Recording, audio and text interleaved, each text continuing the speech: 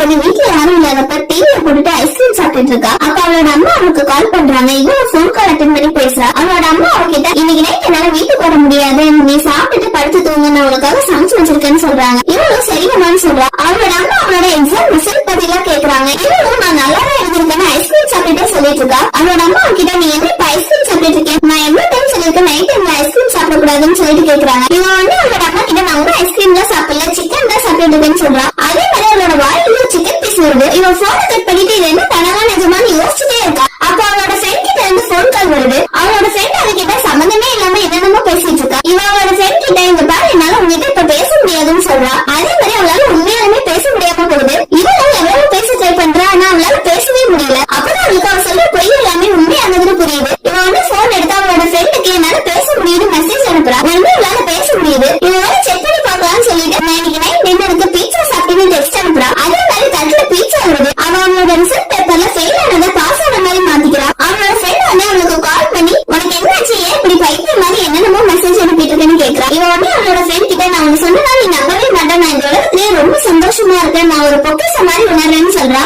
அவன் அதே மாதிரி கடல்ல இருக்க சிப்பி மாதிரியே மாறி